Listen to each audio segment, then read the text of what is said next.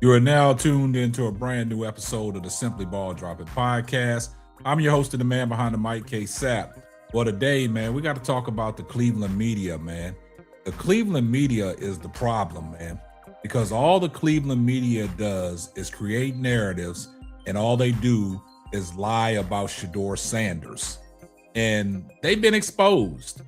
And what we're going to do, man, we're going to get right off into it, but we're going to talk about it right after this.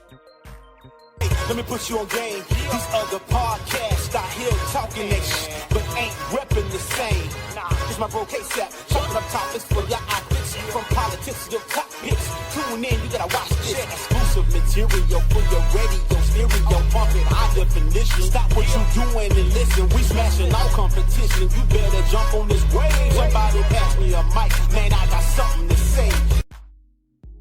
Yeah, man. Look, I got to tell you guys, and I got to be real about this whole situation, man. The Cleveland Browns have a media problem.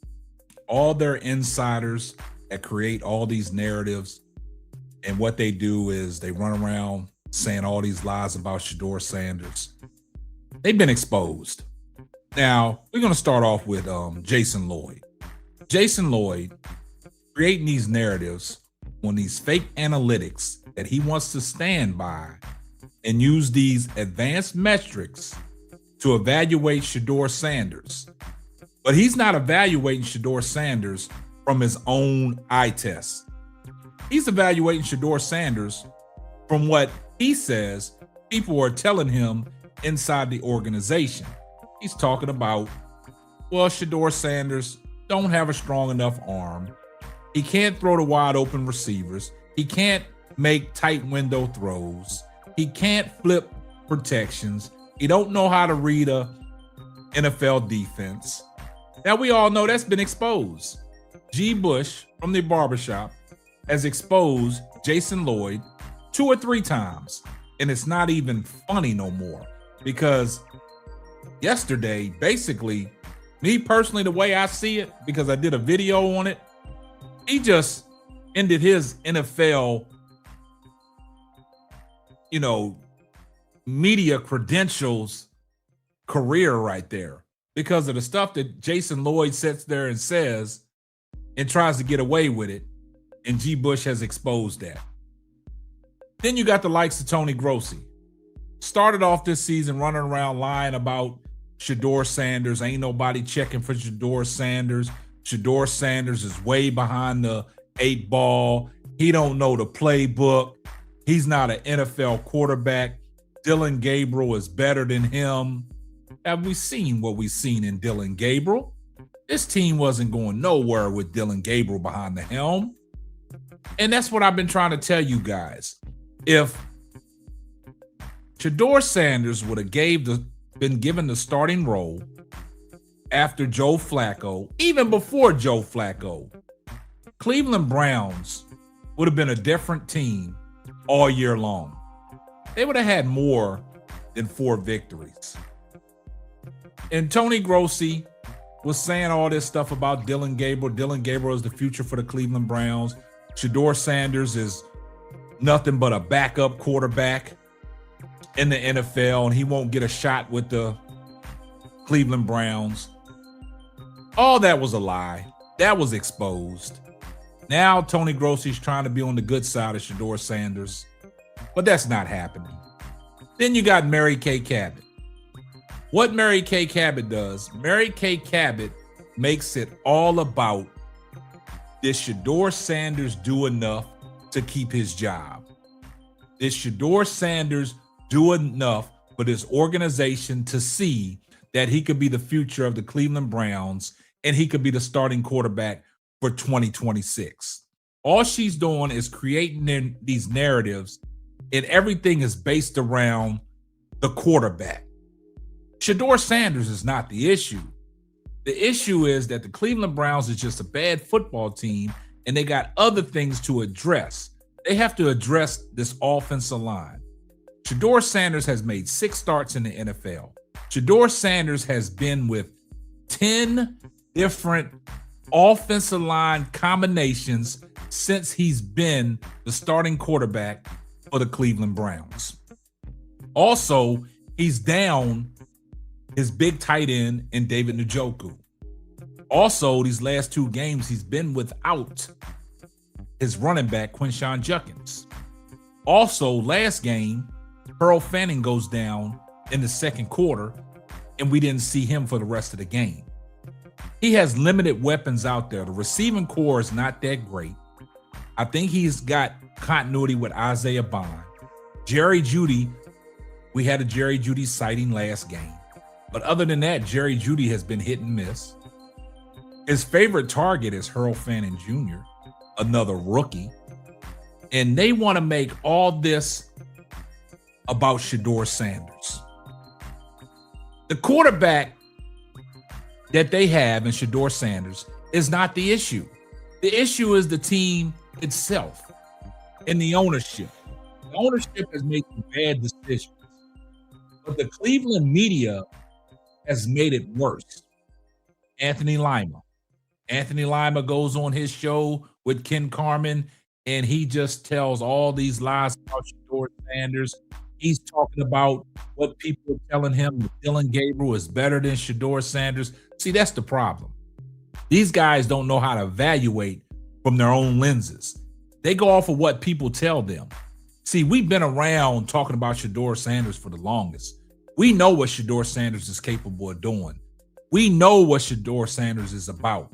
You give Shedeur Sanders time, you give him a full offseason, you give him all the number 1 reps to get the continuity with the team, because Shedeur Sanders has made progressions each week. And see, this is the talk of the town, and this is why the Cleveland media is the problem. It's not Shedeur Sanders. Everything is relocated around the quarterback position.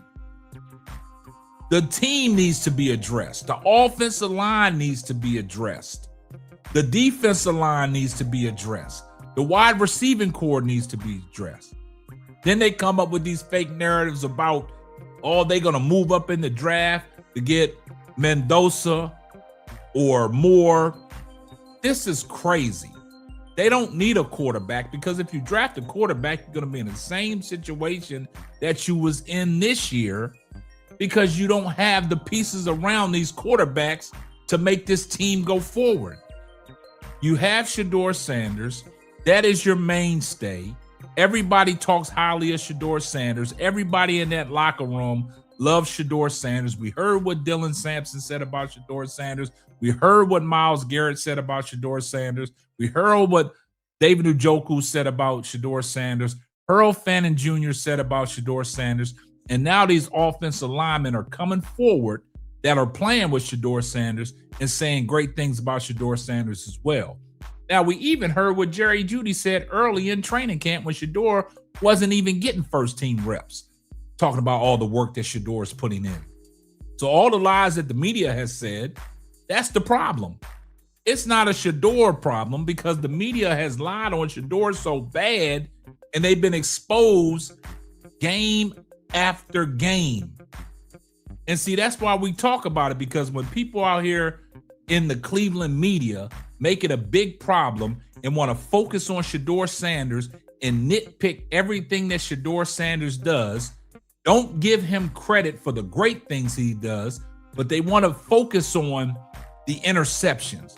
Okay, go back and look at Peyton Manning's rookie year, all the interceptions that he thrown. Nobody makes a big deal of it. Nobody is going around here critiquing Cam Ward. Nobody's going around here critiquing Tyler Shuck. Nobody's critiquing Jackson Dart. Nobody's critiquing all these rookies that have played this year in the NFL. The focus is Shedeur Sanders. Never giving Shedeur Sanders the kudos and the flowers for all the great things that he's doing, for all the things that he had to work with and come through. Because we already know it's already out there. Shedeur Sanders never got no first-team reps in training camp or practice. All that stuff came to the forefront and was exposed when he was thrown in there against the Baltimore Ravens. And ever since Shedeur has taken over the quarterback position, Shedeur Sanders has made strides. But people want to gloss over the fact that Shedeur is the franchise quarterback for the Cleveland Browns. They need to put the draft about moving up and getting these quarterbacks. Shedeur Sanders threw a monkey wrench in the system when he beat the Pittsburgh Steelers, and their draft position is 5 or 6. So the quarterback position, you can't draft a quarterback. If you give up your 2 picks in the first round to move up to get a quarterback, you're still at the same point that you was this year because you have no talent around that quarterback. Then you got to think about Deshaun Watson coming back in 2026. What are they going to do with him? The franchise is Shedeur Sanders. Build around this guy, regardless of what all these haters are saying and all the media that are lying and that already been exposed are saying. You build around Shedeur Sanders. Go get yourself some offensive linemen. Go get yourself a wide receiver, and then you can rock out. Then you let Shedeur Sanders come into training camp next year with the confidence that he has now, knowing that he's the number 1 quarterback and he's getting all the reps and he's building continuity with these players. The Cleveland media is the problem. It's not Shedeur Sanders. I see everybody in the comment section, #salute. And if you're not subscribed to the channel, do me a favor, hit the subscribe button, turn your post notifications on so you know every time Simply Ball drops another hot banger. Oh yeah, just in case I forgot. Tell a friend to tell a friend. It might not be for you, but it might be for them. And this is going to wrap up another episode of the Simply Ball Dropping Podcast. I'm your host and the man behind the mic, K-Sap. Catch you on the next one. Deuces. Thanks for listening to the Simply Ball Dropping Podcast. Be sure to subscribe, like, and share on all major platforms. That's all, folks.